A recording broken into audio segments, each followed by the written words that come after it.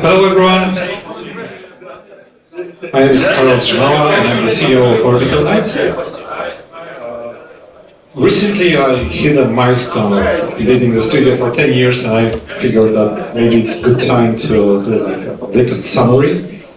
So today I'll be telling you about 10 things I learned while leading Orbital Knight. Let's see if this works. Yes. So a couple words on Orbital Knight. We were founded in 2012. The studio is currently 45 people. During all those years, we amassed a portfolio of games which generated 140 million downloads. So those are our games. Most recent and the biggest titles are our two Apple Arcade games, Castle Crumble and Spire Blast. But we did a bunch of things. We did like hyper-casual hits with Voodoo, our breakout hit, Kikarino, one in the corner. The first games, Star Horizon, which was a premium game, and a special place for Candy Patrol, which I'll be talking more about later. So the first thing I learned, and this is one thing I learned really recently, is that it's hard to squeeze 10 lessons in 30 minutes, so one down, 9 to go. And the second thing I learned during all those years is that when you're leading a studio, your role is to manage risk. And there's one quote from Henry Ford. He famously said that had I asked people what they wanted, they would tell me faster horses. And I really love this quote because it nicely summarizes what we deal when designing, making products and games in particular, right? So, if I ask you what a game would you like, it's probably the thing that you tell me. It's probably not the thing that you would play. So, what this means is that making games is really risky, right? So, and you probably know that most games fail. So, what your role as a leader is to manage that risk, right? So you don't want to go bankrupt and all that stuff. So. As a leader, what you can do? There's like 3 main things you can do with risks. Like you can reduce risk, and you guys are here because you want to learn something, and this is like your strategy of reducing the risk of making a bad game, right? You could avoid a risk, so yeah, I don't know. You could go into real estate and not make games. You would avoid risking of making a bad game, right? So, but there's this third thing, which is not that intuitive. You could accept this, right? So, and then I learned that this is as valid approach as those 2 other approaches. And sometimes you will feel that if there's a risk, you must do something about it. But by accepting the risk, you can, say, hey, risk, I see you. I keep an eye on you, but I won't do anything particular about it right now. And this is, I think, a really important lesson because when you think about it, there's so many things that can go wrong, and if you concern yourself about every possible thing that can go, you will just go crazy. So, speaking of risk, you probably heard this phrase about failing fast, and I have a personal story about how we learned this the hard way. So, after our initial success, we did 3 games that did particularly good. So, and this got us confident enough, and the 4th game that we were working on, we thought, okay, maybe this is a good time to do something bigger. Maybe let's do a mid-core game which will raise to the job charts and like make millions and all that stuff. And we spent 18 months working on Candy Patrol. Just to release that game, get like 25% day 1 retention and like literally 0 revenue. And this was like the lowest point for the studio. And this initial success was kind of like a blessing and a curse, because like it was good because we were successful, but it was a curse in this sense because it didn't develop right, reflexes, processes into our studio. So we had to, get this gigantic failure, which almost sank the studio, to learn that even if you're confident about your ideas, you absolutely need to test them. You need to validate your assumptions, right? So, and if most games fail, right, it's best to fail after 1 month, not after 18 months. So this helped me understand, like, I think there's like a big difference between, hearing about something and experiencing it. So thankfully, I'm still around here to tell you about this lesson, but it made like a profound, change in me. So, and right now we are, embracing really, short iterations, a lot of testing and all this stuff. So the other thing about still, in the realm of risk is attachment. So let's say I don't have film with me, but let's say I take 100 zlotys and I give it to you. You take this 100 zlotys and I ask you to give it back. So if you ask your rational mind, what just happened? Your rational response would be, nothing really happened. We just came back to the starting point. But human beings are emotional creatures, and your emotional mind just suffered emotional damage, because when you get a hold on this 100 zlotys, it's no longer 100 zlotys. You just feel like it's more closer to 150, right? Because when you own something, you value it more, right? And when I take it back from you, your emotional balance is like minus 50 zlotys. So, and this effect is called loss aversion.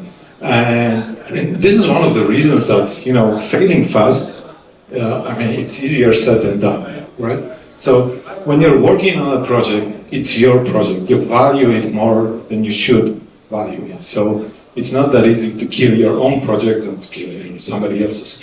And it's not only about projects, right? So when we hit, this rock bottom with Candy Patrol, we were at the point that we were all publishing all our games by this point, right? So we started with Star Horizon, which got featured on the App Store, and then we did Kick Arena, which also got features. And back then, getting a feature on the store would mean like getting millions of downloads for free, right? But things have changed, and once we were doing Candy Patrol, iOS 11 came out to be, which redesigned the App Store and featuring. We still got it, but it wasn't working like that anymore. So the thing we did, we stopped doing self-publishing at this moment. We turned away from self-publishing and started working with publishers. We went into hyper-casual, and bam, we released 3 hyper-casual hits with Voodoo. But I want you to know that it wasn't an easy decision, because this process of self-publishing, it was something that we really valued. Like we really valued our independence, and it was a tough choice. But I'm really happy that we made it, and I'm really happy that we had this courage to make it more than once, because we started with premium games, right?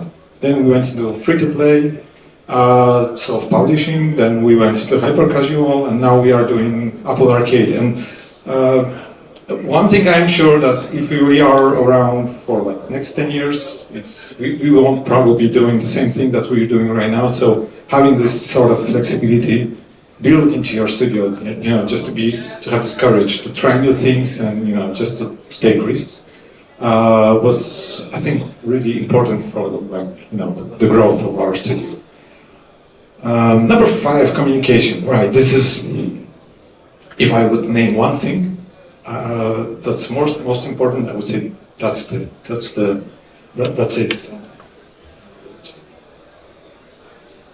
I have one story to share. Early on in my career, I was asked to visit a studio that was in trouble, and they were like a year and a half into development, and they were making very little progress. And one of their investors asked me to go spend a week with them and see what's going on, if this project can be saved. And those guys were doing a 2D platformer game, which, by the way, I love the pitch. Like, it was supposed to be a detective game set in like a cyberpunk meets Sin City, like this theme, like with strong characters, really great art. So, I mean, when I first saw the design docs, the concept art, I was amazed. But the build, well, that's a different story. So the one of the first things that I did when I got there, I was asked the lead artist, you're like a year and a half in the development and you're making a 2D platformer game, and there's like no parallax backgrounds still implemented, right? So, and I'm curious, why is that? Like, what's the deal with those parallax backgrounds? And is this an artistic choice? Or, and he tells me, this is a great question. I wanted to have that, but I was told it's impossible.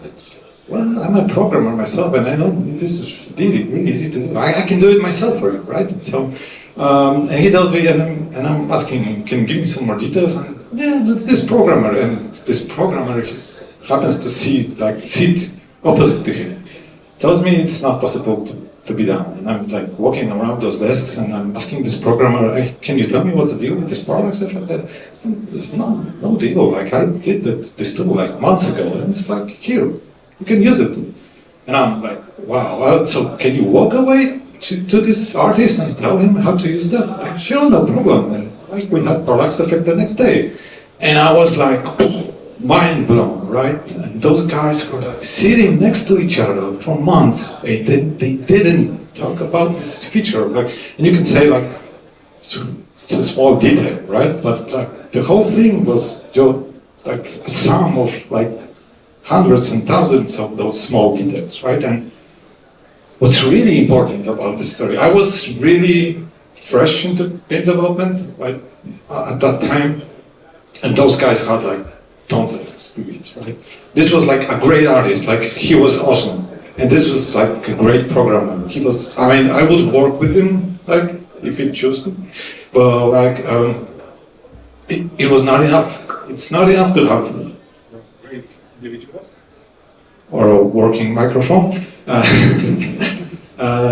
You need to have a team. You need to have people that communicate, that have shared goals, shared vision, like that talk to each other, that like exchange ideas. People have this tunnel vision. Like if you're working a year on something, you start not noticing, those still things that, like me, myself, that went there, like noticed immediately. So if you're not talking with your team, if you're not communicating, I mean, I would say there's like zero chance of making a good game. So this experience, it was something really powerful lesson that I learned, and I imagine that you can be skeptical that this didn't happen, but it happened for real. And if I heard this story from somebody else, I would be skeptical as well. So I'm really glad that I managed to experience this firsthand, because this helped me notice that we at Orbital Knight, subconsciously at first, but then we started doing those things consciously, we did things in the other way. So we always, discussed like design choices. We always discussed our business options and all that stuff. So we had a completely different culture, and I think this one thing is the most important thing that helped us survive all those years.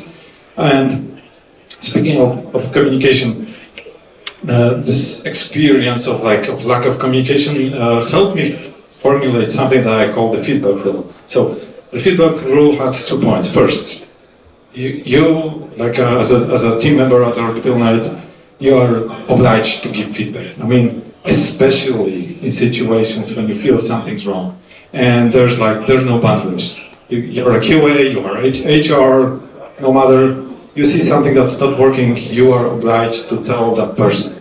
And as a recipient of the feedback, you are required to listen. You can't. I mean, I'm really furious if I hear something like that. Only artists can comment art, right? Only designers can comment design. No, it doesn't work like that at our studio. And number 2, when you are receiving feedback, you have full autonomy on how you process that feedback, right? And if you are giving feedback, you have to respect that autonomy. So you cannot force people. When you see something that's not working, you cannot force somebody to take action as you would imagine. And just to give you an example how this feedback is tricky, there are great examples in like Pixar, Creativity Inc., a book about Pixar, but I have my own story. When I was working out on Crazy Pig, I got this feedback that the ball on the screen, it's a game, it's a soccer game, in which you control the ball. It should be higher on the screen, right? Because like it's inconvenient or something. And I'm hearing this feedback like no, it's where it's supposed to be. I mean, if you put it higher, you won't be able to see where you're going. So, I mean, no. And I could stop them.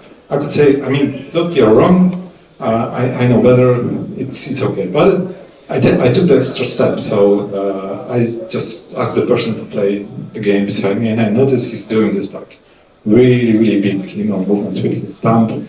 And he's like covering the ball with his fingers. So I was, okay, so that's the deal. I mean, you're not seeing the ball because like, your finger is on the ball. So in the next iteration, we made the input scheme more sensitive. So you could achieve the same thing, but doing like smaller movements. And this fixed this. I mean, this person never told me that we need to move the ball on the screen. So I think this nicely illustrates what's really tricky about feedback, because oftentimes people will like alert you that there's something wrong with it, but you have to be aware that the solution that they are giving you might not be the right one, and you as the recipient, you as the person that's on the front lines, you are responsible for interpreting, processing that feedback, and just thinking about it, what this person actually wants to say, because what he or she is saying might not be what he actually wants to express. So that's the feedback group. Next thing, transparency. Transparency is not only an ethical way to run a business, but it's a good way to run a business. And why is that? First of all, if you don't have transparency, you don't have real communication. And like I mentioned before, when we had this culture, and initially it was subconscious, and later on we started like doing this deliberately. We share everything, and like everything, we have this rule that everything is open in the studio unless it's covered by NDA or some regulations. And this is because I always want my team to understand the why we are doing things. Like, if I tell you, I think this won't work, I don't stop there. I take the extra time to explain it to you why I think it's not going to work, right? So you understand my motivations, and I give you the chance to think about that. Or if you understand why we are doing the things that we are doing, you are empowered to make better decisions on your own, and I have more free time to sip my coffee, right? So this is good business. This is good business. And number 8, the team. So obviously, when you're running a team, you're not a solo dev, and the team is your.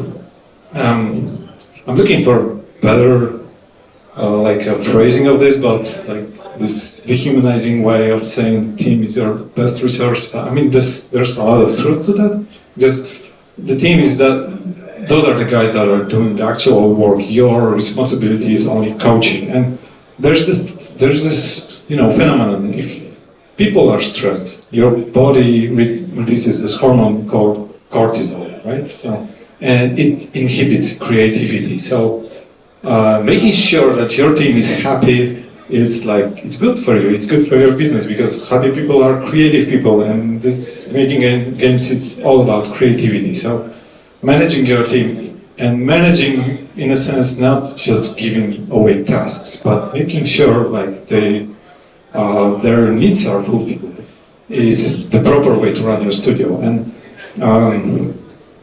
one of the things that I'm proud of Orbital Knight is, like, for example, the way that we handle bonuses. We have like 25% of our profits goes to the bonus pool, and everybody at the studio has a share in that bonus pool. So it's calculated by an algorithm, so it's transparent. and the weights are based on your experience and on your skill. So this means that it doesn't matter whether you work on a hit game or you're working on a prototype that's like is risky. If we make profit, you're gonna get a cut from that bonus. And there's a reason to that, because I always wanted my team to collaborate, not to compete. I want them to support each other.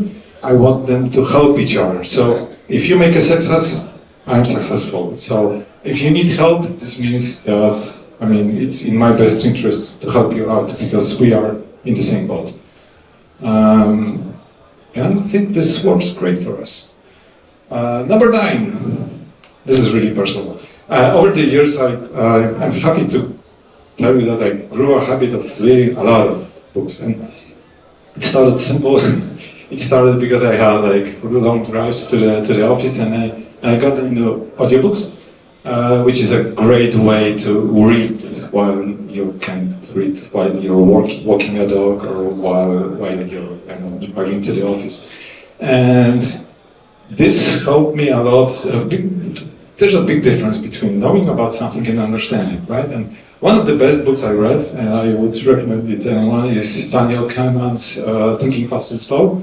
Daniel Kahneman, a Nobel Prize winner in economics, together with Amos Tversky, spent their lives figuring out why people make decisions the way they do. So it's probably nothing new for you to hear that people are not rational, people make stupid choices, but those two guys took the extra time to figure out and ask themselves why, and how this works. And the brilliant thing about it is that this irrationality can be predictable. So this loss aversion effect, this is something that they discovered, right? So learning about how people behave irrationally in a predictable way helps you in a lot of ways. Like when you're running a studio, you're dealing with human beings. When you're making a game for human beings. So reading a lot about this stuff, it fascinates me personally, but I think it's really helpful. And there's a lot of other stuff that I would recommend, like nonviolent communication from Marshall Rosenberg, a guy that helped stop wars, which tells you about techniques how to deal with conflicts in a non-violent way. So again, it's really helpful. You have a lot of conflicts in your studio, or you probably want to prevent them in the first place. So I highly recommend that you should grow that habit, because I think there's like so many interesting stuff out there that we can learn. And number 10, this is something that I feel is not doesn't get enough attention. It's that it's not about work. It's also, when we were doing Star Horizon, at some time I was doing 300 hours a month. So basically, like getting up, working, and just going to bed when I stop working. And this is what's really, really unhealthy. And after that crunch, we made a promise to ourselves that we won't do this again. But nevertheless, I was living, this life when I got up. I went into my car and I have like a, underground garage, so I don't have to leave the building. And I have an underground garage in the office, so sometimes even if it's winter, I don't need a coat, I don't need to go outside. And I go into my office, I sit all day, I come back, I sit and play games, and I go to sleep. And, what happened? I always thought that by sitting, my back would hurt me, but the funny thing is, it started with my knees. So there was this one time that I had this knee pain. I felt like somebody hit my knee with a sledgehammer. And I went to the doctor and he tells me, look, it's your lifestyle. You're basically not moving. You're just sitting all day. You're driving. You need to start exercising. And this is the time I went into cycling, because cycling is very good for your knees. And the pain went away. But I discovered one more thing. when I'm cycling and I take my bike and I go there for an hour, there's like just me and the road. I don't listen to audiobooks, I don't listen to music, there's like nothing. And many times I would just feel after a whole day of work, I'm just like really tired. I won't be able to cycle for another hour, and then I make myself, and I just discover like I just beat some records on Strava, and I found that like it's not actually like my body wasn't tired, my mind was tired. So.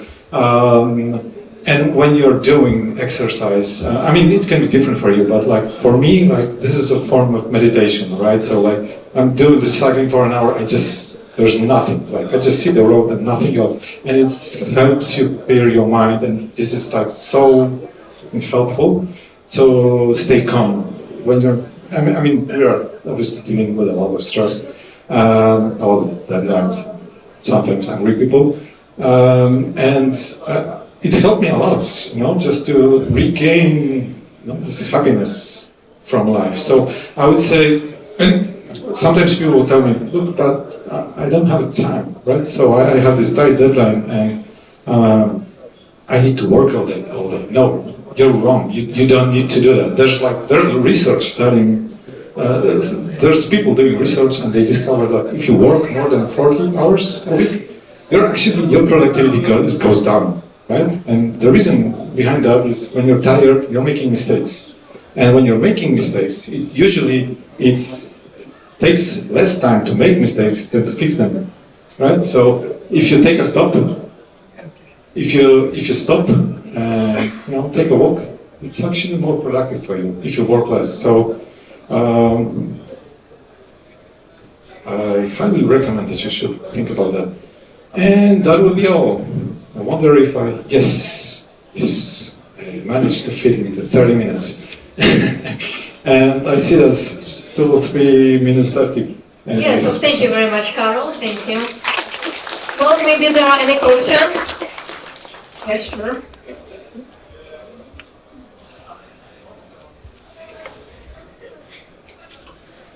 Thank you for the speech.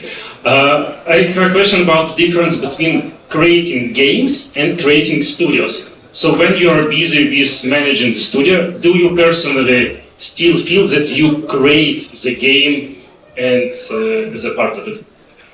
Oh, well, that's a great question. I think we transition smoothly from one thing to the other. Like when we were doing Star Horizon, I was like, doing all the work. I was the first guy at the studio doing early prototypes and all that stuff.